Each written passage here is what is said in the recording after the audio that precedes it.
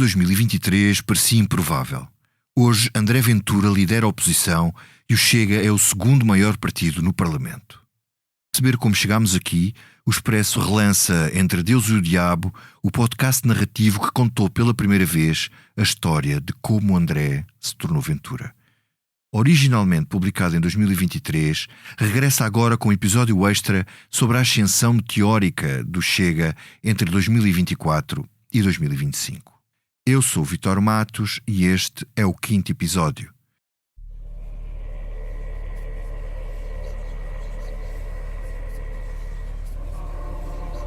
Antes de eu chegar aqui, eu tive que fazer muito para chegar aos sítios onde cheguei. E isso não me envergonha.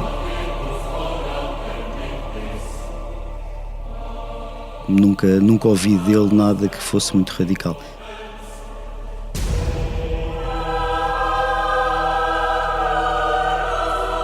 Se não fosse o CM, onde ele escrevia todas as semanas, e a CMTV, nós criámos esta figura, o CM e a CMTV.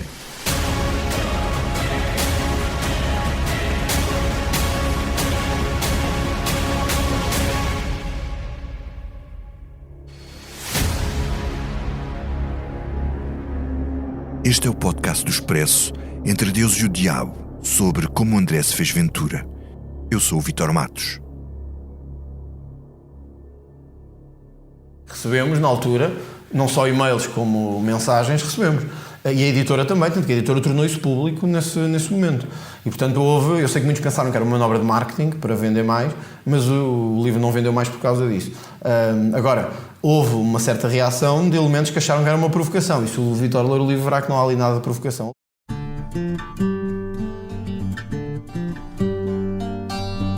Era uma vez um jurista anónimo, que aos 26 anos queria ser escritor de best-sellers e, naturalmente, queria ser famoso, como todos os escritores que querem escrever best-sellers. Os livros falharam, mas ele não. Depois da literatura, procurou outros caminhos, aproximou-se das pessoas certas, que estavam nos lugares certos, e continuou a lutar pela sua notoriedade até ser notado. Naquele tempo, a vida de André Ventura desenrolava-se entre Portugal e a Irlanda, onde preparava o doutoramento sobre os abusos das democracias no combate ao terrorismo islâmico. A Fundação para a Ciência e Tecnologia subsidiava-lhe uma bolsa de investigação para trabalhar na tese. Entre 2009 e 2011, André Ventura recebeu 2.100 euros por mês, um total de 28.000 euros anuais de subsídios dos contribuintes, para se dedicar, em regime de exclusividade, à investigação científica e académica segundo as regras do Estatuto dos Bolseiros de Investigação. É uma lei de 2004, onde nenhuma das exceções previstas consideram a produção de obras literárias de ficção. Mas vamos supor que ele escreveu o livro nos tempos livres, o que toda a gente também pode fazer em paralelo com qualquer emprego. A obra é sobre a radicalização da comunidade islâmica na Europa. Simplificando, Ventura escreveu uma obra de ficção que justificava o pânico moral dos governos que ele censurou na dissertação de doutoramento. Vamos então começar pelo fim, pelo pânico. O enredo do segundo romance de André Ventura acaba com um atentado terrorista, um enorme banho de sangue em Paris, com gente sem pernas arrastando-se pelo chão e mãos de crianças espalhadas na gare de Saint-Lazare, cheia de mortos e estropiados em choque. O livro, publicado em 2009, chama-se A Última Madrugada do Islão e conta duas histórias paralelas. O processo de radicalização de um jovem muçulmano em Paris que se torna bombista e uma conspiração que em 2004 leva à morte de Yasser Arafat, o líder histórico da Organização para a Libertação da Palestina, a OLP. Aqui, o escritor descreve Arafat como homossexual, traficante de droga e doente infectado com SIDA. Mas nem eram essas as partes mais chocantes do livro, nem as que podiam desencadear as supostas ameaças. Se o Vítor ler o livro, verá que não há ali nada de provocação. Eu li o livro e não percebi. Havia, claro, bastante provocação, o que em literatura não é forçosamente mau. Há livros extraordinários que têm como base a provocação. Mas a provocação terá sido de tal maneira que a Chiado Editora decidiu censurar partes do texto depois do autor ter sido ameaçado. Ou supostamente ameaçado, mesmo antes do livro ser lançado e o seu conteúdo ser conhecido. No fundo, transpareceu é que André Ventura ambicionava ser o Salman Rushdie português. Ninguém viu as provas das ameaças, não se sabe quem as fez ou quem as enviou. Se as ameaças não eram um golpe de marketing, funcionaram como um golpe de marketing. Depois, se o marketing funcionou, essa é outra questão. Para um livro dedicado a um padre, ao amigo e confidente Padre Mário Rui, que foi suspenso pela Diocese de Lisboa por suspeitas de abusos, talvez houvesse demasiadas cenas de sexo. Uma delas é particularmente provocatória, onde o autor descreve cenas eróticas entre o profeta Maomé e a sua jovem mulher de 15 anos, Aisha, uma figura central na história do islamismo, como se pode perceber por esta passagem da última madrugada do Islão. Aisha solta gemidos potentes, incontroláveis, que se confundem com o ruído incómodo e opaco da folhagem, e é a vez de Maomé fixar os olhos penetrantes na expressão incrédula, embora salpicada com alguma alienação, demoníaca de prazer, de Aisha, que o observa em silêncio. Então, Maomé dá-lhe umas bufetadas para a deixar submissa e incrédula e recita-lhe os versículos satânicos. Deixa de tremer, ó viajante. Das profundas terras do pecado, domina a terra, as mulheres, os animais e todos os bens do mundo. Domina a luxúria e vencerás. Consome o prazer e a carne e serão teus súbditos. Expela a jactândia e serás imperador. Maomé, como podes dizer isso? Isso são versos satânicos. Os chamados versículos satânicos foram versos que Maomé não terá incluído no Corão por alegadamente terem sido ditados pelo próprio demónio e não pelo anjo Gabriel. E por aqui se percebe como André Ventura se esforçou. Salman Rushdie também pôs as 12 mulheres de Maomé a servir num bordel e fez uma sátira do profeta nos seus versículos satânicos. Mas talvez um desconhecido jurista português não tivesse importância suficiente para um ayatollah do Irão lhe lançar uma fátua que o transformasse numa celebridade mundial.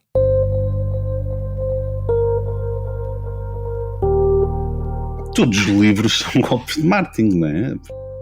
Todos os livros são golpes de marketing, diz João Gomes de Almeida, consultor de comunicação que mais tarde viria a ser o assessor de Ventura na candidatura a Loures. Conheceram-se naquela altura, em 2008 ou 2009, quando João Gomes de Almeida era o editor dos livros de política da recém-criada Chiado Editora. Ainda hoje, a Chiado é uma chancela que publica edições de autor, pagas pelos próprios autores, e onde André Ventura publicou 2 romances pagos do seu próprio bolso. No Chiado Editora teve que pagar a edição. Eu tive sim, porque eu agora não me lembro do modelo, porque na altura eu era completamente desconhecido, não é? Compreendo isso. E eles faziam um modelo em que o autor tinha que fazer aquisição de X livros. Não se pagava a edição, tinha-se era que adquirir X livros, não é?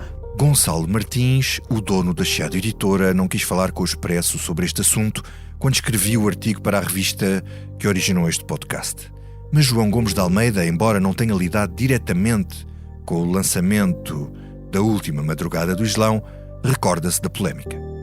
A única motivação ideológica que eu reconheço ao André nessa altura, que era marcada e que não era normal nem no PSD, nem na JSD, era a questão mais de desconfiança do que é que a entrada de islâmicos ou convivência com o mundo islâmico podia trazer ao Ocidente. Do que eu sei, do que eu me lembro na altura, sendo mais uma vez, portanto, aqui eu à parte de que eu não lidei diretamente com essa obra, o que eu me lembro é que as ameaças teriam sido diretamente feitas ao André.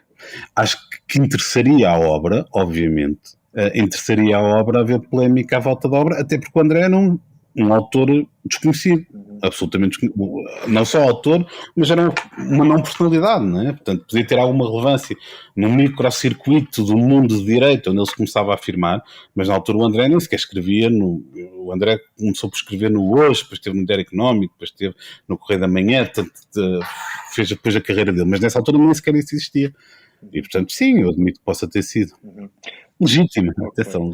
Eu acho que genuinamente aí o André, do como nas conversas que tínhamos na altura, queria ser escritor.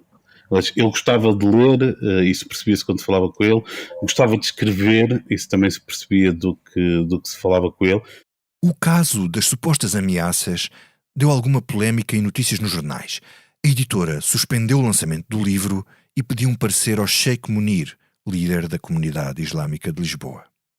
Então, houve indignações com o facto de a editora se submeter a uma censura prévia de um líder religioso e até houve um comunicado do próprio André Ventura, onde o escritor faz uma estranha revelação, que a certa altura esteve próximo do islamismo.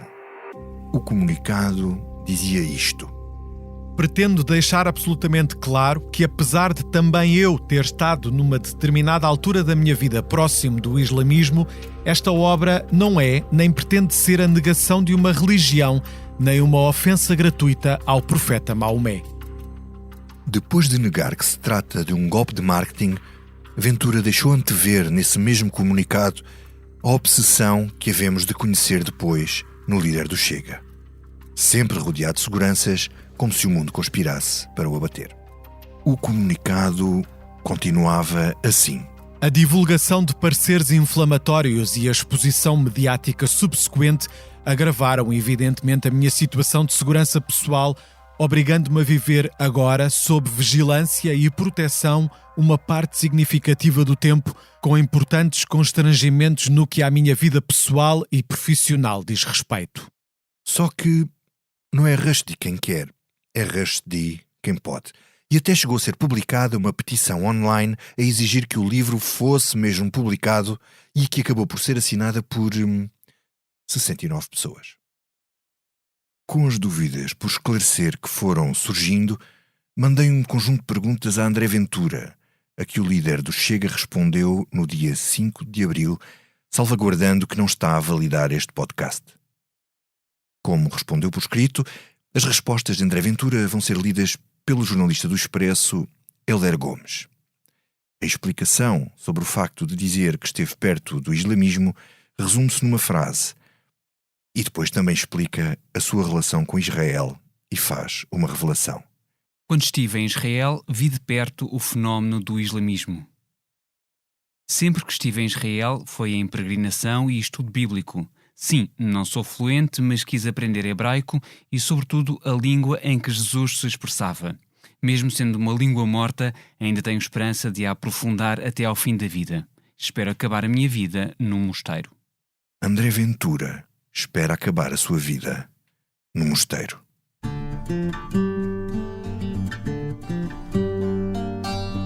Numa das linhas narrativas da última madrugada do Islão, a que conta o processo de radicalização do jovem Hassid numa madraça de Paris, André Ventura parece recuperar parte das suas experiências e angústias do seminário. Hassid tem sonhos eróticos que o escritor descreve com este pormenor. Volta a focar-se nos cheios de Ana, duros de prazer, e empurra-a com violência para baixo.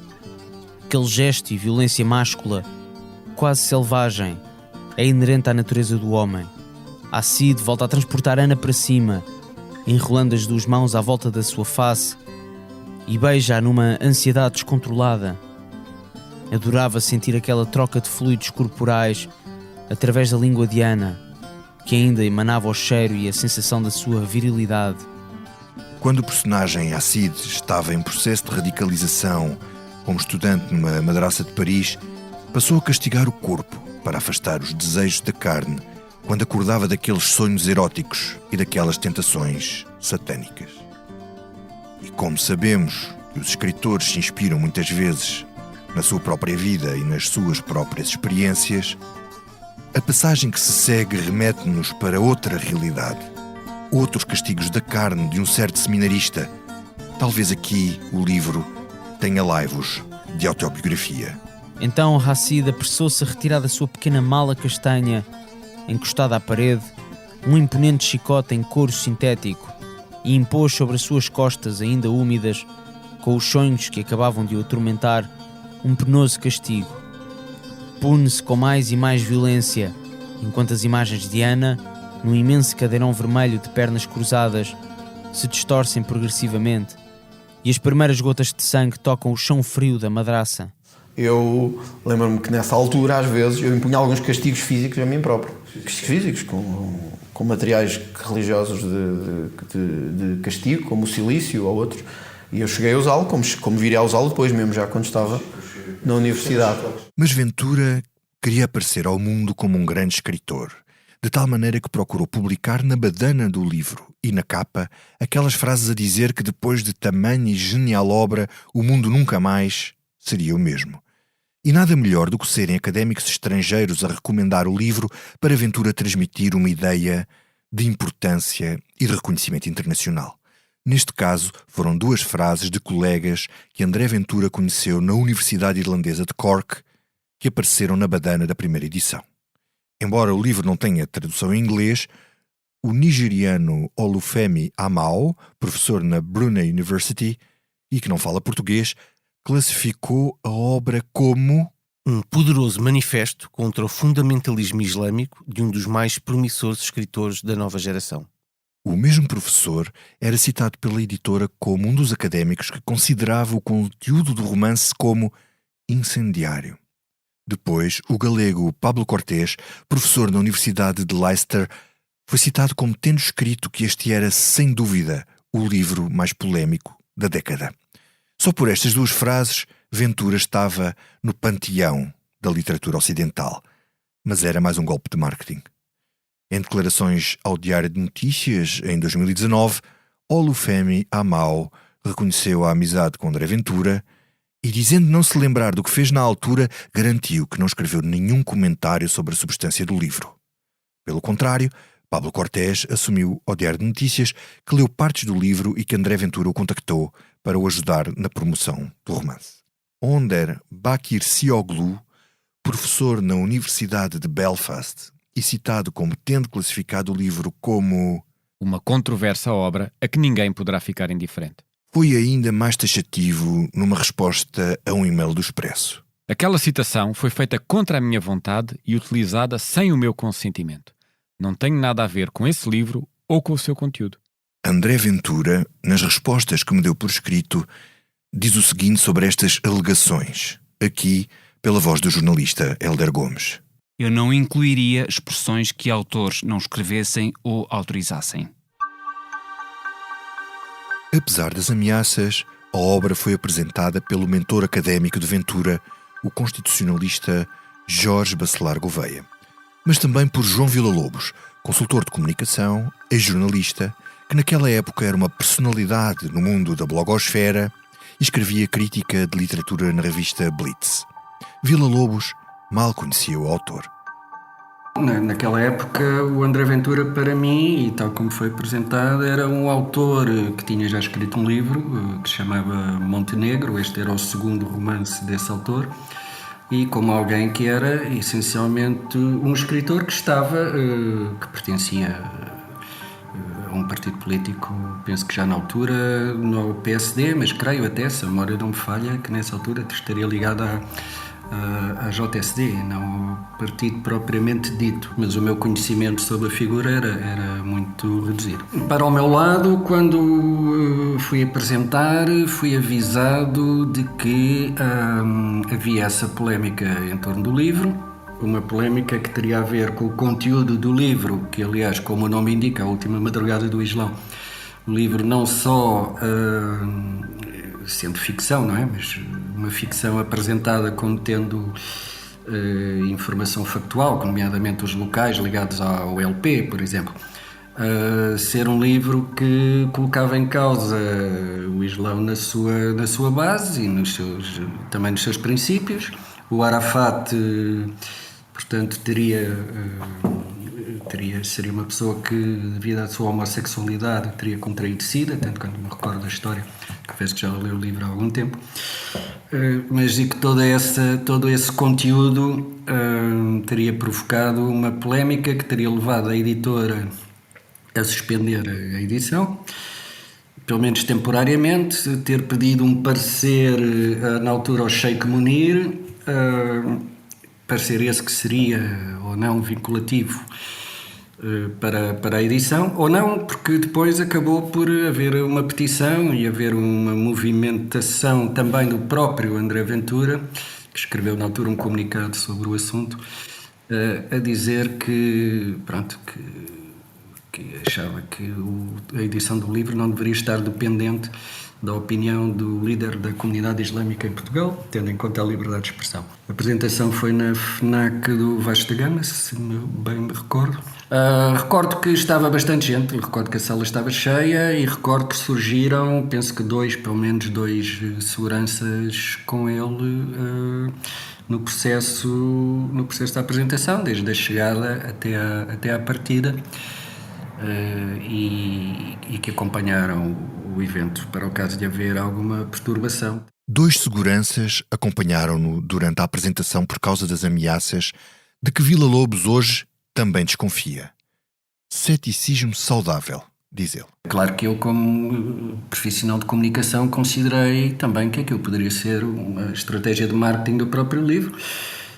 E a ser, é uma coisa que não é assim tão inusitado, pelo menos lá fora, fazer, quando existem vontade, digamos, de mediaticamente tornar as apresentações mais interessantes do ponto de vista, nomeadamente, da comunicação social. Mas não é nada que eu possa categoricamente dizer que assim foi, ou que as ameaças não existiram efetivamente. Acho que é especulativo dizer se acredito ou não. Eu diria que mantenho um cepticismo saudável relativamente a isso. Ceticismo saudável.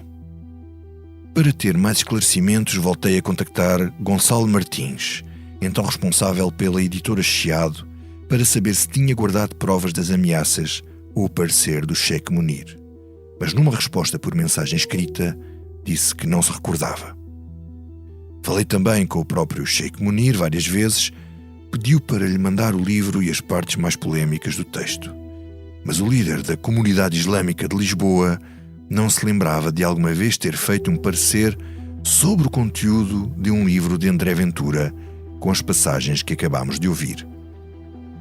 Passamos então de um ceticismo saudável apenas para o ceticismo. Nas respostas por escrito que me enviou, André Ventura explica a existência das ameaças e diz que já não tem o parecer do Sheikh Munir. Aqui, mais uma vez, pela voz do jornalista Hélder Gomes. O livro foi pré-publicado e daí as ameaças. Isso foi explicado na altura pela editora. Não tenho já o parecer. Mas este já era o segundo livro. A obra inaugural do escritor Ventura tinha sido Montenegro, a história de superação de um jovem chamado Luís Montenegro. Onde é que nós já ouvimos este nome? Que por acaso também tinha sido, mas que era um erudito e que citava poetas de cor e, claro, tinha cenas de sexo violento, uma constante nas 2 obras. Neste caso, eram descrições de Montenegro com a prostituta Cristina, muito semelhantes às de Última Madrugada do Islão. Excertos. Luís bufeteava-lhe a cara numa atitude de punição. Cristina continuava a insinuar fraqueza, necessidade de punição. Cristina como um escravo acabado de ser chicoteado. Ou ainda... Luís bufeteava-lhe ainda a cara e penetrou-a com um pendor punitivo. Ou então, esta passagem onde o autor exercita o seu mau gosto na escolha de uma imagem para fazer uma comparação. Os seios de Rosa estavam duros e ela acariciava-os com fervor, deixando aqui e ali restos de saliva. Agarrou-lhe depois a cabeça como quem leva uma criança a comer o que está no prato e trouxe-a junto do seu pênis duro e tenso. Se é evidente a influência do pai de André Ventura no gosto que o rapaz desenvolveu pelo ciclismo, lembro que o pai era um apaixonado pelo ciclismo e que vendia peças de bicicletas a lojas da especialidade. Já é, digamos assim, um bocadinho original esta fixação com a SIDA. 2 romances, 2 protagonistas com SIDA. No site de promoção do livro, que teve a presidente da Liga Portuguesa de Luta contra a SIDA, na apresentação, Montenegro é descrito assim. Um estrondoso grito social contra todas as formas de discriminação social, todos os laços de discriminação que se unem para rebaixar e destruir a autenticidade da natureza humana. Naquele tempo, o André Fofinho ainda não tinha criado o Ventura Durão que hoje diz coisas destas. Quer dizer, alguns chamam-lhe direita fofinha, etc. Não é essa direita que nós queremos ser. Nós não queremos ser essa direita assim, mariquinhas. Mas porquê esta obsessão com a SIDA? Para mim é um tema importante, porquê? Porque se ler este livro, há uma razão histórica. É que de facto houve suspeitas de que Yasser Arafat tinha sido ou contaminado ou estava contaminado por si com o vírus da imunossuficiência adquirida, com HIV. E se ler o livro, que eu acho, passa modéstia, não está mal, enfim, foi um livro escrito não sou escritor profissional, e havia uma razão para isso, que era mostrar que a morte de Arafat tinha sido uma coisa completamente diferente e ao mesmo tempo o crescimento do fanatismo religioso islâmico na Europa, porque há uma parte do livro que é sobre um elemento radical que vive em Paris. E em Paris ele fica radicalizado. Portanto, há aqui já o elemento da minha preocupação com o islamismo que depois veio a crescer nos anos seguintes. No Montenegro, a razão foi seletiva. Eu queria mostrar, para mim, Vítor, é fundamental, talvez porque não tenha vindo de um mundo, ou de um grupo, ou de uma família, que me tivesse aberto as portas todas, é fundamental mostrar que, apesar das dificuldades, o que importa é vencer.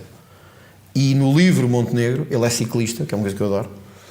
Ele vê-se a braços com uma doença que não pode vencer, mas ele mesmo assim quer ter uma última vitória, ou várias. E ele luta contra a doença, contra a degradação dia a dia do seu estado.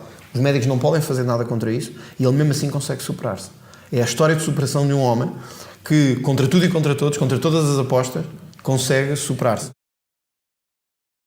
Nesta resposta que deu na entrevista de Vida ao Expresso, André Ventura está a dar-nos uma boa chave de leitura sobre si próprio. Apesar das dificuldades, o que importa é vencer. Montenegro conseguiu superar-se no ciclismo contra a doença e venceu contra todas as probabilidades. E como Ventura não veio ao mundo numa família que lhe tivesse aberto as portas, teve de ser ele a forçar as que estavam fechadas. A obstinação de Montenegro pode ser um paralelo com a obstinação de André. Estudou, foi excelente aluno, fez um doutoramento no estrangeiro, escreveu livros, entrou para um partido, conheceu pessoas e hoje lidera a terceira força política em Portugal que desequilibra as contas do sistema político. Nuno Afonso, o ex-amigo de Ventura, primeiro em Sintra e depois no Chega, recorda-se de o ouvir dizer que queria ser o melhor escritor português. A ambição dele, observada por este dirigente que acabou por sair do partido, parece não ter limites. Ele chegou a dizer que queria ser o melhor escritor acho que do país, não sei se do país, de Portugal ou se do mundo, mas eu lembro-me dele na altura ter dito isso. Eu acho que ele é uma pessoa ambiciosa ao ponto de querer sempre mais, não é? Portanto, tentou a Câmara de Sintra, de Loures, depois Primeiro-Ministro, depois Presidente da República. Acho que é uma ambição que vai em crescendo. Quando se consegue qualquer coisa, atingir o objetivo, tenta-se passar ao outro objetivo a seguir, ou mesmo não se conseguindo atingir um, se vê que o outro está relativamente próximo, tenta-se atirar para o outro. Mas isto é de uma pessoa muito ambiciosa, sim. Quando me pergunta se ele é ambicioso e se a nível de liderança mudou alguma coisa, eu acredito que quando uma pessoa, de certa forma, exige, se calhar uma palavra forte, mas ou mesmo impõe que se ponham fotografias dele próprio nos gabinetes dos deputados, por exemplo, na Assembleia da República, isso demonstra um estilo de liderança que a mim pessoalmente não me agrada e manifestei isso na altura, quando aconteceu aquilo. Para que fique claro, não fui eu que passei a informação à imprensa, embora haja quem diga que sim. Todo este percurso de André Ventura é improvável, sobretudo tendo em conta a rapidez com que trepou, e nem os ciclistas trepadores trepam tão depressa.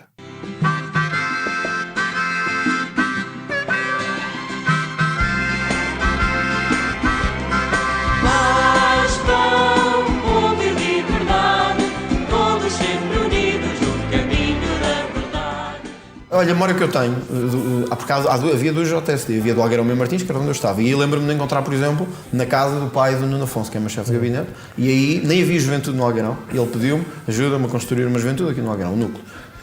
Depois, já na direção distrital, com o Ângelo. Mas participou nas reuniões, sim. E nas reuniões e na idealização daquilo que seria a estrutura da JSD de Algarve Martins. Das primeiras vezes, pelo menos, que eu me lembro de ter visto foi mesmo em minha casa. O meu pai tinha por hábito convidar amigos para irem lá à casa, e eu tenho ideia que foi numa dessas reuniões com pessoas relacionadas com o PSD que eu conheci o André. Creio que ele devia ter 17, 18 anos talvez, e eu 20 e pouco. Parecia-me um jovem ambicioso, já inteligente na altura, sem dúvida nenhuma.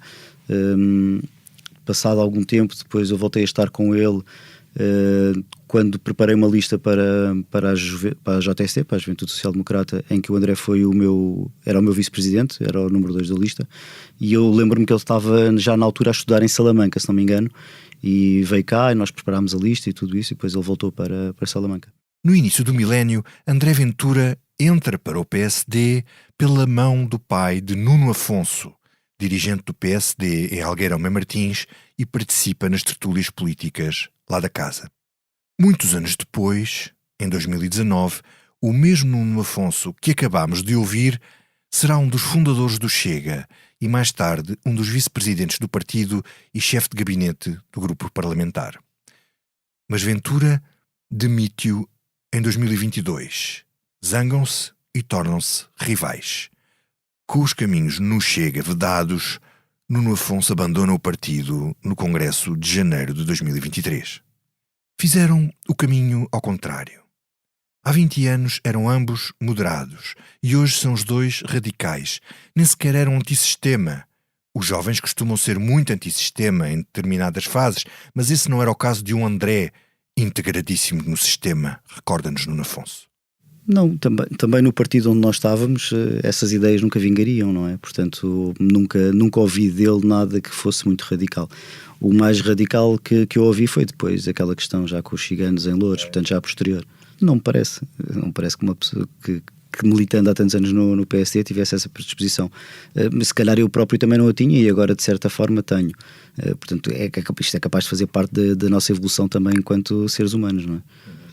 E a própria evolução da sociedade e das questões políticas, não é? Que é diferente agora.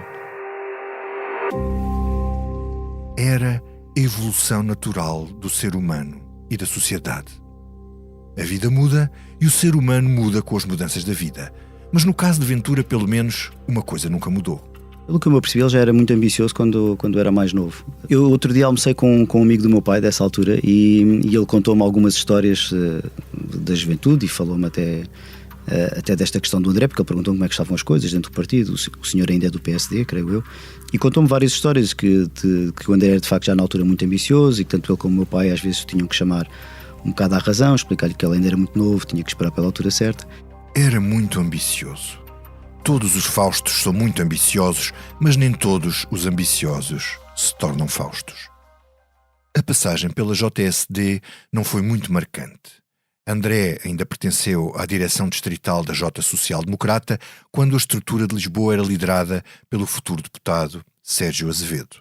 Ora, nem Serginho, como era conhecido na Jota, nem Ângelo Pereira, que hoje é o líder da distrital do PSD de Lisboa, se recordam de Ventura se ter distinguido por qualquer razão especial, muito menos por qualquer tipo de radicalismo. Ele só pensava em estudar, disse Sérgio Azevedo ao Expresso, que não quis gravar nenhuma declaração para este podcast. O partido acabou por perdê-lo para os estudos e viu afastar-se da Jota. Então, como não nasceu numa família que lhe abrisse portas, tratou de criar as suas próprias oportunidades e foi isso que o promoveu na escala social, mediática e finalmente política. Abordou gente influente nos média, no Benfica ou na política, usou o charme e a inteligência e foi subindo na cadeia alimentar. O próprio não nega o seu perfil de fura-vidas. Foi assim, pelo menos nos últimos 10 anos. Na fase da vida de André Ventura em que entramos agora, quando ele tem 28 anos e é um bolseiro de doutoramento, a vida do país está dramática e prestes a conhecer uma enorme reviravolta política a que ele não será indiferente.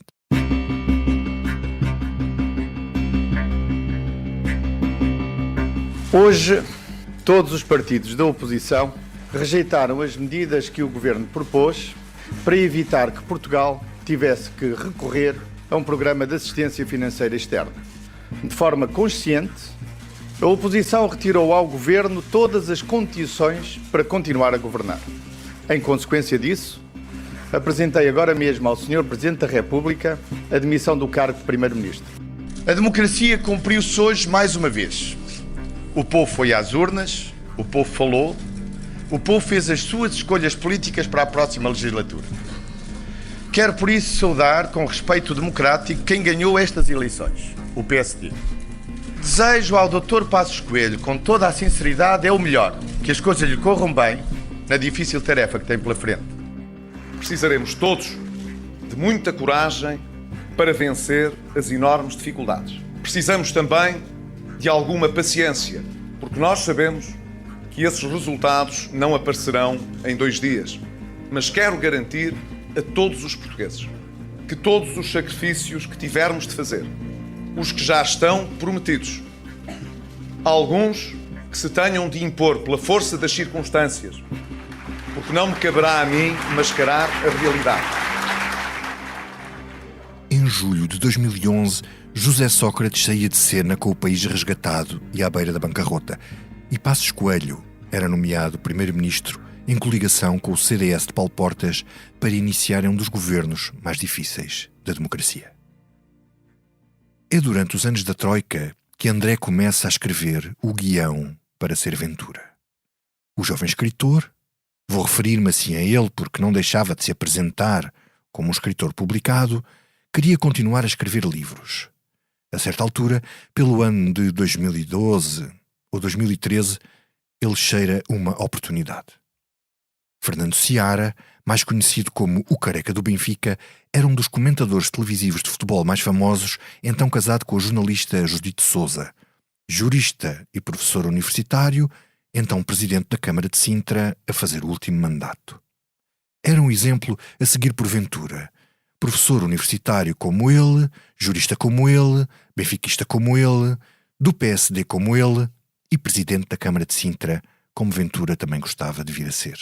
Era um dos comentadores de desporto mais famosos daquela época, aqui no programa O Dia Seguinte, da SIC, a representar o Benfica. O Benfica em setembro não tinha capacidade para recuperar, este Benfica em abril teve capacidade para se galvanizar. O que é que mudou tanto? A força anímica. Eu penso que a força anímica é fundamental no futebol. Acreditar que somos capazes. O jovem André teve então uma daquelas iniciativas que lhe deu frutos a médio prazo. Começou por abordar Luís Patrício, que era vereador de Fernando Seara na Câmara de Sintra e líder da sua secção do PSD no Algueirão. Ventura mal conhecia Luís Patrício, mas não deixou de lhe pedir um favor por causa disso. Questionado pelo Expresso, Patrício confirma que foi contactado por Ventura com o objetivo de servir de ponte para um encontro com o próprio Fernando Seara. A ideia de Ventura, que apresentava no currículo a publicação de 2 livros de ficção, era escrever uma biografia do próprio Seara. André Ventura confirma o contacto e o projeto.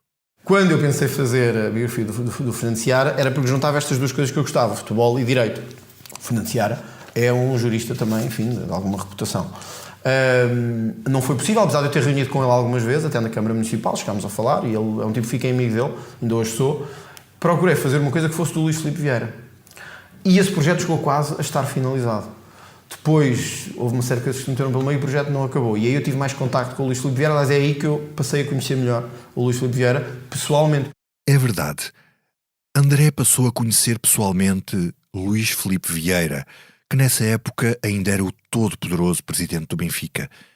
Mas para lá chegar teve que subir mais alguns degraus. É aqui que a vida acelera.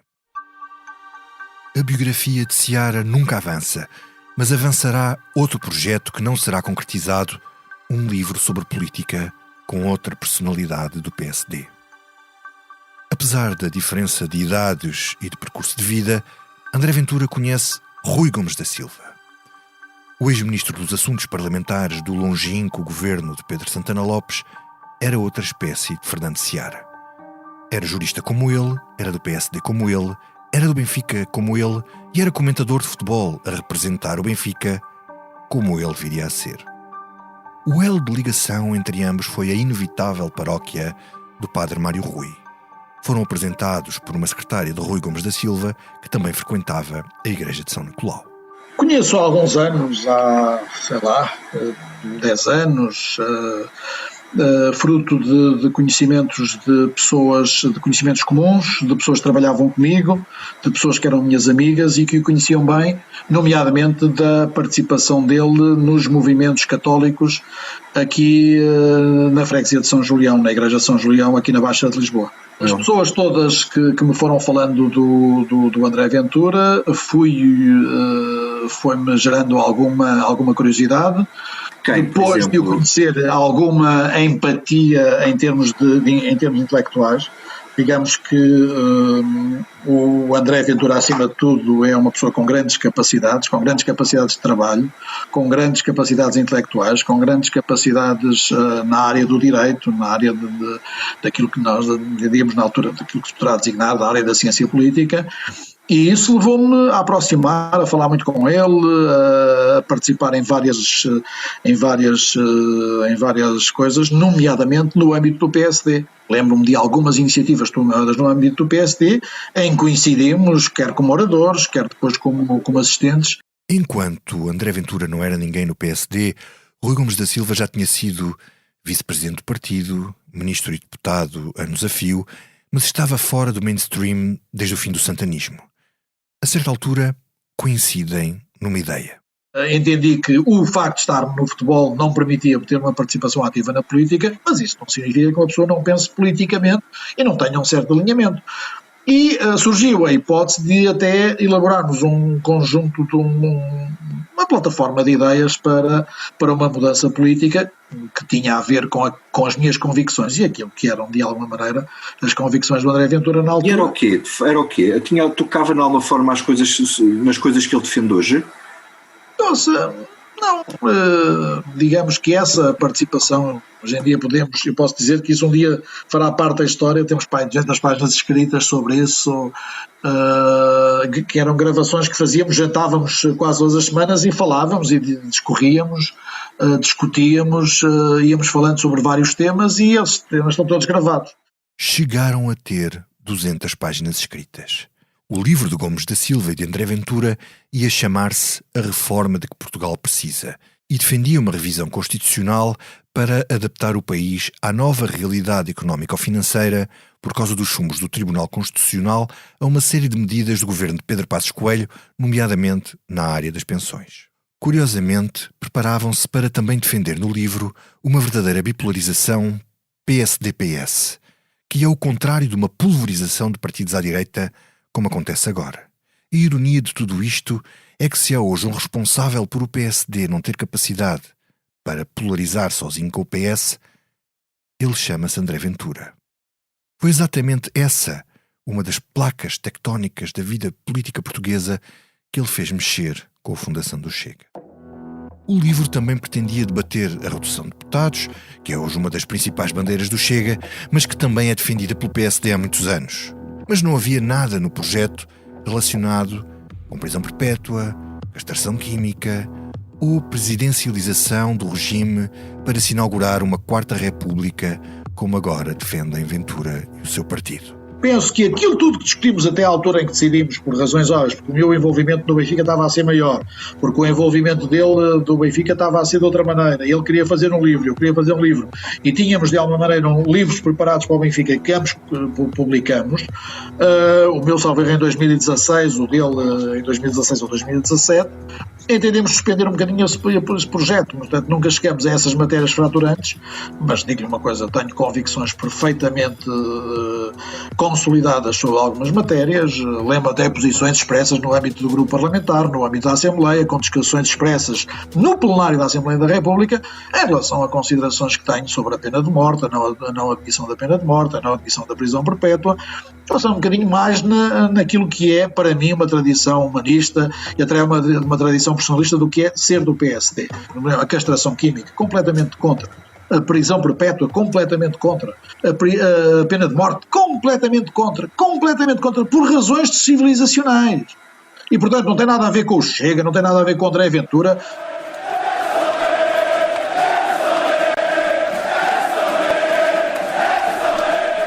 A ligação a Rui Gomes da Silva acabou por ser fundamental, mais no Benfica que no PSD.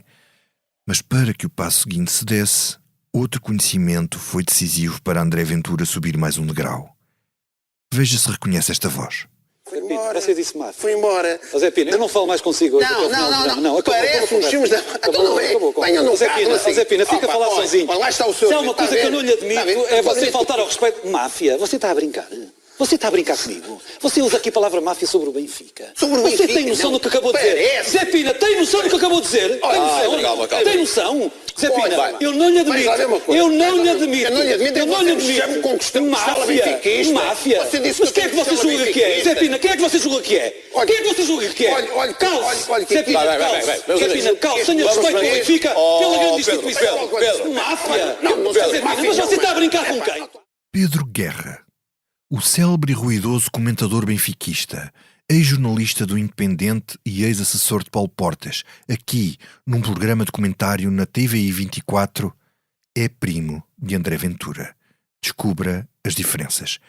Numa resposta escrita ao Expresso, em fevereiro de 2021, para o perfil do líder do Chega, Pedro Guerra desvalorizou o seu papel na entrada do jurista para comentador desportivo na Benfica TV, onde ele era diretor de conteúdos. A entrada do André Ventura na BTV é mais um mito. Eu nada tive a ver com a sua entrada, apesar de muita gente achar que foi isso que aconteceu por sermos primos. O que aconteceu foi muito simples. Um dia, ele cruzou-se comigo nos corredores da BTV, veio ter comigo e disse: "Olá Pedro, eu sou o André Ventura, somos primos, eu sou o neto da tia Augusta." Eu já não me lembrava dele, pois não o via há muitos anos. A última vez que estivéramos juntos era ele ainda uma criança. A partir daí, passámos a conviver mais. No entanto, a versão do neto da tia Augusta sobre o início da sua carreira televisiva no benfiquismo militante é ligeiramente diferente desta versão do primo. O Benfica, já havia outras coisas, porque havia duas pessoas que me ligavam muito ao Benfica, uma era o Pedro Guerra e outra, que é meu primo da parte do pai, e outra que era o Rui Gomes da Silva. E, portanto, eu tinha aqui uma ligação que, quando pensaram fazer um programa que se chamava... era uma coisa que era as contas dos clubes, que se chamava contas feitas, dúvidas desfeitas, ou dúvidas feitas, contas desfeitas, uma coisa assim. Pragal Colasso, António Pragal Colasso, convidou-me para fazer o programa. Mas foi lá, foi ter, quer dizer, descobriu... Não, já sabiam que eu tinha este interesse, já sabiam, porque tínhamos pessoas em comum que diziam isso, que eu tinha esse interesse, e eu nunca escondi. Aliás, eu disse, acho que foi assim também na última entrevista que me fez, um dia, não sei se vou ter essa oportunidade, mas se sair da política, e quando sair, o que eu quero é voltar ao comentário, à televisão, porque é o que eu gosto de fazer. Ser presidente do Benfica, não é? Se me passa a falar. O Benfica foi, portanto, a minha aproximação foi assim, não conhecia o Luís Filipe Vieira, quer dizer, conhecia de vista, conhecia da televisão, não conhecia mais nenhum dirigente do Benfica. Houve esta prestação, gostaram mais uma vez, e eu passei a fazer depois um programa, que era nas manhãs, que era uma coisa, eu não me lembro como é que se chamava, mas era às 10 da manhã havia um comentador que fazia a análise das notícias, e eu comecei a fazer isso. Portanto, essa é a história televisiva, não houve nenhuma conspiração internacional para me pôr na televisão. As pessoas gostaram do desempenho, fui ficando. Foi ficando até lhe aparecer o trampolim mediático de que ele andava à procura. Aconteceu por acaso, mas nada acontece completamente por acaso. No dia 21 de novembro de 2014, rebentou o maior escândalo da política portuguesa. Meia-noite e 45, retomamos a notícia da noite. José Sócrates foi detido esta noite à chegada ao aeroporto da Portela, em Lisboa. A Procuradoria-Geral da República já confirmou a detenção do antigo Primeiro-Ministro. O ex-primeiro-ministro José Sócrates tinha sido detido no aeroporto, à chegada de um voo de Paris. O país ficou em choque. Era a primeira vez que um primeiro-ministro era preso e mais tarde acusado de corrupção. Mas como isto anda tudo ligado, acabou por ser uma oportunidade para Ventura. Mais uma vez, foi ele próprio que se insinuou, agora junto de alguém que conhecia apenas das redes sociais. Era Miguel Fernandes, jornalista que apresentava o programa Rua Segura sobre crime na CMTV. O jornalista, hoje na TVI, contou por mensagem escrita como a coisa aconteceu. Conheci o André Ventura quando apresentava e editava o programa Rua Segura na CMTV. Ele contactou-me, disse que seguia o programa e que estava disponível para comentar se um dia fosse possível. Marcaram o almoço e Miguel Fernandes percebeu que naquele comentador voluntário tinha um bom trunfo. Vi que estava perante um excelente comunicador, um cidadão atento e interessado pela atualidade e com conhecimentos técnicos na área do direito que interessavam ao programa. E começou a chamá-lo. Ventura entraria primeiro como participante ocasional e depois seria contratado. E o Miguel Fernandes, nós penso que falávamos nas redes sociais de vez em quando, e eu lembro-me que estava no espaço público o caso Sócrates, isto deve ter sido final de 2014 ou em 2014, por aí. Sócrates tinha sido detido em novembro, penso eu. Eu lembro-me que estava a falar com ele e dizer-lhe que devíamos, agora não me lembro exatamente do quê, mas disse que fiz 2 ou 3 sugestões de análise do ponto de vista jurídico ou criminal que o caso deveria ter. O caso Sócrates, nessa altura, estava nas televisões a toda a hora e em todo o momento. E o Miguel desafiou-me a ir ao programa que ele fazia, que era o Rua Segura.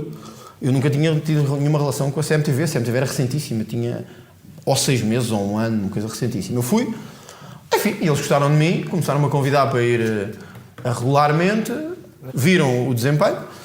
E eu, de facto, acho que comunico bem, do ponto de vista, enfim, da conjugação dos argumentos e também do ponto de vista televisivo, que é uma coisa muito importante. Acho que eles gostaram da coerência, da análise, embora fossem programas muito pequeninos e onde eu participava, na verdade, também pouco. E convidaram-me para continuar. Então, durante um tempo, eu continuei e só no ano a seguir é que já entrei contratualmente para a CMTV. Durante muito tempo ainda fui, como muitos outros vão, voluntariamente, e gostei muito da experiência da CMTV, apesar de depois de ter terminado, fiquei com uma ótima experiência. Foi assim que começou. Foi assim que começou. Houve 2 relações recentes fundamentais para o crescimento de André Ventura nesta fase. Rui Gomes da Silva e Miguel Fernandes. O agradecimento foi tanto que quando se casou com Dina Nunes, a 18 de junho de 2016, na inevitável igreja de São Nicolau, André convidou-os para padrinhos de casamento. O Miguel Fernandes, que é o meu padrinho de casamento, e o Rui Gomes da Silva também. Fomos então ouvir Otávio Ribeiro, o jornalista que nessa época era o diretor do jornal Correio da Manhã e da CMTV e que teve uma primeira impressão muito positiva do novo comentador. Não sabia quem era, mas percebeu imediatamente que tinha ali um bom comunicador mais do que apenas um professor de Direito. Eu lembro-me da primeira vez que o André Ventura apareceu na nossa antena. Até porque nós nessa altura ainda éramos quer dizer, tínhamos acabado de nascer e portanto eu via tudo entre as 7 da manhã e as 2 da manhã. Para mim o relevante eu vi o André Ventura no ecrã da CMTV num programa chamado Rua Segura que o Miguel Fernandes apresentava e questionei quem era aquela pessoa, não é? Eu precisava de saber quem era cada pessoa que ia ao ecrã. Disseram-me que era um professor de Direito e que tinha muita qualidade, e eu isso, do ponto de vista da qualidade comunicacional, eu percebi logo, não é? E por isso é que questionei quem era, e foi assim que descobri o André Ventura. Apesar das colaborações na Benfica TV, a evolução para o comentário desportivo na CMTV não foi imediato, nem sequer era um passo óbvio. Otávio Ribeiro explica como Ventura passou do crime para o futebol. Demorou tempo? Demora muito tempo, não tenho bem noção de tempo, mas talvez 3 anos, 2 anos. E, portanto, ele está na área da segurança e do comentário judiciário na área do crime e vai se tornando cada vez mais uma referência pela capacidade de comunicação, pela eloquência.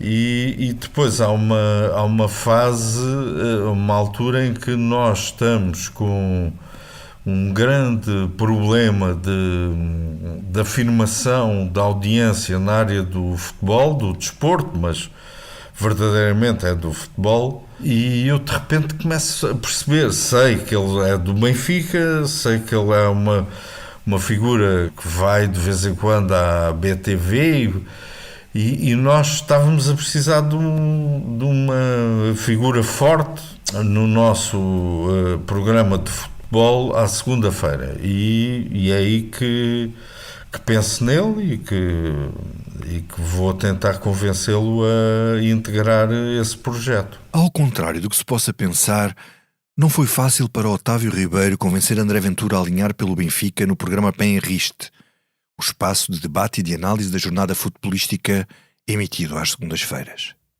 Talvez não percebesse que era isso que o ia projetar. Talvez ainda não percebesse que em breve ia ter as mais altas ambições políticas. Ele não percebeu, nem eu. Aliás, eu não sabia qual era o projeto de vida dele. Não é? Eu tinha a certeza que ele seria um sucesso naquele programa. Ele tinha uma grande dúvida sobre se seria bom para ele, para a imagem dele, e eu demorei a convencê-lo. Lembro-me que fizemos mais do que um almoço na Tia Matilde, que é um restaurante histórico de Lisboa e ligado ao benfiquismo. Mas essencialmente era um restaurante para mim muito querido, não pelo benfiquismo, mas porque se comia muito bem e tinha um ambiente muito bom. Demorou a convencê-lo, portanto ele não estava ciente, estava até muito cético de que isso fosse bom para ele entrar na área do futebol a discutir na CMTV. Não deixa de ser irónico e curioso. Na balança de André Ventura pesava o fator credibilidade, um aspecto que nem o vai preocupar assim tanto mais tarde, já como líder do Chega. O dilema era se o professor de Direito não se iria descredibilizar num programa de futebol que se desenrolava aos gritos e aos insultos. O próprio Ventura admite essas hesitações e faz uma certa contrição sobre alguns excessos que possa ter cometido nesse programa. A resposta do líder do Chega lida aqui pelo meu colega Hélder Gomes. Por um lado, sempre fui do Benfica e queria dar um contributo para a luta pública que estava muito intensa nessa altura. Por outro, tinha noção das minhas limitações nessa área, quer em termos de conhecimentos, quer de contactos, e não queria fazer má figura. Hoje em dia, não me arrependo desses anos. Talvez tenha cometido alguns excessos, mas foi uma experiência incrível. Ele talvez estivesse a pensar, entro na área do futebol e perco credibilidade. Não me parece que isso faça sentido, porque não analisar o futebol de forma credível é deixar para formiguinhas mentais a análise de um dos maiores fenómenos das últimas décadas e atuais. Agora sim, ele tinha algum receio de perder a sua imagem, que certamente lhe custou muito na altura, não é? Estamos a falar na altura, a adquirir e a conquistar de um jurista de grande qualidade, que ele acharia que era, e eu não tenho razão para achar o contrário. Portanto, sim, nesse domínio, sim, ele tinha medo que isso comprometesse uma determinada credibilidade cultural, digamos assim. Fazia sentido, mas não parece que depois de ter aceitado entrar no Penriste, André Ventura tivesse ficado muito preocupado com o estilo de comentários do programa. O senhor professor doutor encaixou como uma luva no populismo futebolístico televisivo em voga naquela altura, a defender Luís Filipe Vieira e o seu Benfica contra tudo e contra todos. Se o primo Pedro Guerra não era o seu modelo, andava lá perto. Este foi o seu grande campo de treino para depois aplicar as mesmas táticas e estilo na arena política. Estamos a falar da questão disciplinar. O André, não sem é questão cartilha, física, o André, é questão disciplinar. sem cartilha, é o verdadeiro palhaço. Pronto. Portanto, lê a cartilha mesmo. Olha, palhaço és tu e eu não te admito esse tipo de linguagem. Palhaço és tu e eu não te admito esse tipo de linguagem. E Calimera és tu, também não te admito a ti. Palhaço, vai chamar a tua tia. Já disse isto uma vez. Tua tia é que é palhaço. Olha, tu é que começaste com Calimera. Palhaço é a tua tia. Já disse isso. Palhaço é a tua tia. Já te expliquei. Estás nervoso? Eu estou nervoso com o quê? Não é que és palhaço. És palhaço desde que entras até que sais daqui. Mas o teu chefe daqui a bocado está a mandar mensagens a dizer, olha, afinal o Sérgio Conceição mandou-me Fernando, primeiro eu devo dizer isto, eu só quero dizer, eu não sei porque é que tu dizes teu chefe, nem sei o que é que queres dizer com isto, e acho até muito grave. Está aqui o chefe dele, que ele acaba os programas na segunda-feira, à terça-feira vai ao beijamão do Papa, está aqui para vocês verem, é logo à terça-feira de manhã, logo, está aqui. Acaba o programa, à terça-feira vai lá ao pequeno almoço para ele dar a benção. Olha, tiveste mal, para a semana diz isto assim, está aqui, ele com o chefe. Fernando Mendes, antigo jogador do Sporting, mostrava para as câmaras uma fotografia de André Ventura com o Luís Filipe Vieira, o presidente do Benfica, que ele defendia a todo o transe e de quem também já quisera fazer uma biografia, como vimos lá atrás. Também foi o André que se propôs ao Luís Filipe Vieira fazer o livro? Claro, não foi ele que se propôs a mim. Vitor, as coisas são como são. Eu não tinha ninguém que me... Mas está aqui uma coisa, é um padrão que eu acho interessante e é bom para concluir. Que eu é que me... Você é que se faz. Vitor, que... se eu quisesse ir para o Expresso, como é que fazia? Provavelmente tinha que falar consigo ou com o seu diretor. Tinha que dizer, olha, eu gostava de colaborar. Eu não tenho uma vergonha disso hoje na vida, nenhuma. Antes de eu chegar aqui, eu tive que fazer muito para chegar aos sítios onde cheguei. E isso não me envergonha. Não me envergonha. Eu tive que fazer por isso. Quando eu fui inspetor tributário, tive que me candidatar. Ninguém me nomeou. Tive que me candidatar. Tive que fazer por isso. E isso não é nada que me envergonha, porque eu não tinha ninguém lá a dizer, olha, vais para aqui, vais para ali. Tinha que ser eu a fazê-lo. Ninguém me ligou a dizer, olha, o Luís Filipe Vieira está pronto para te receber amanhã. E é muito teu amigo. Ou, olha, queres vir trabalhar para aqui ou trabalhar para ali?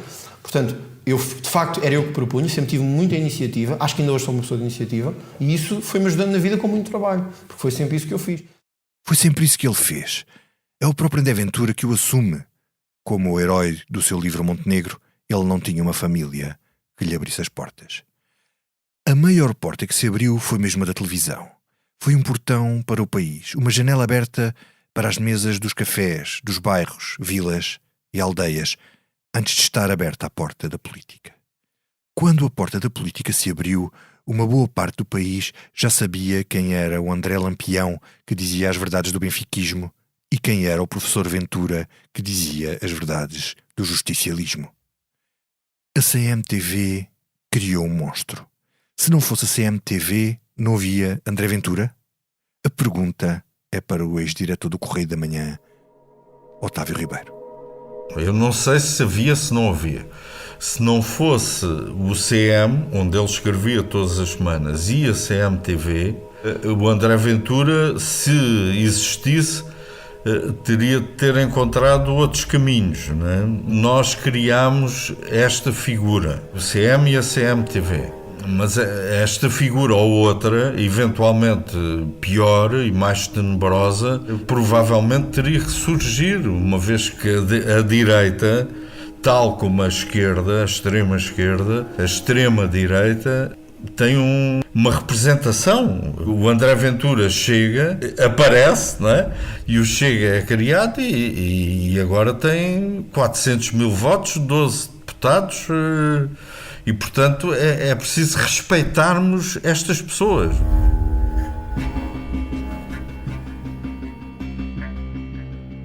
Tem 400 mil votos, de gente que vem sobretudo da abstenção e que adere a um discurso radical e antissistema que antes não tinha representação.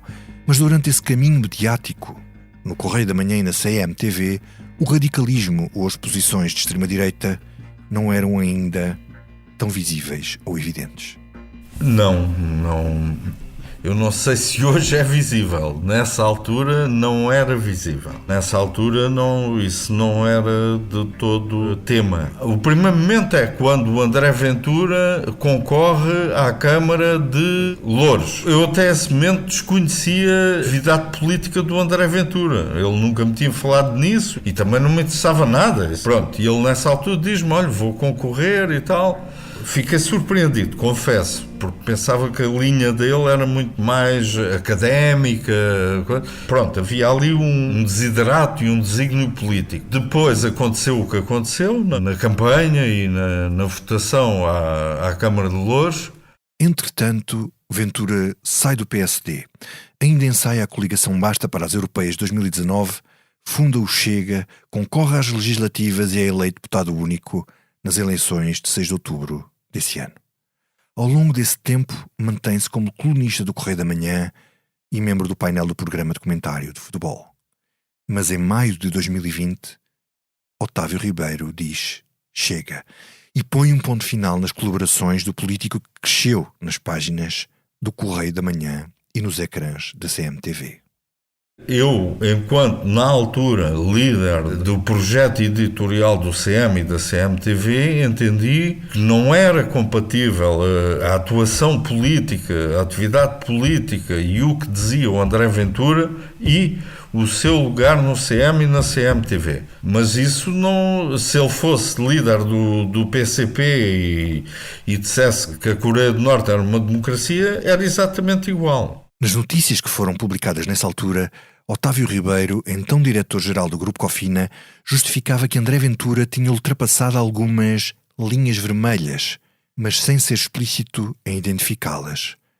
Mais de 2 anos passados, o ex-diretor da Cofina explica agora as razões que o levaram a afastar o líder do Chega das páginas do seu jornal e do ecrã da sua televisão. Nunca disse quais eram, o André saberá, tem a ver com questões raciais e de liberdade de expressão, e que estavam perfeitamente identificadas entre nós em conversa. Porém, desde aí, houve ali esse momento muito desagradável, não é? Que teve a ver com o André mandar calar o Quaresma numa querela com a etnia cigana, mandar a Joacine para a África e dar uma entrevista em que dizia que a pena de morte, ele não a defendia, mas que não o chocava. Tanto quanto eu me lembro, eu estou a citar de memória. E tudo isso eram linhas vermelhas em qualquer projeto que eu liderasse. Não é?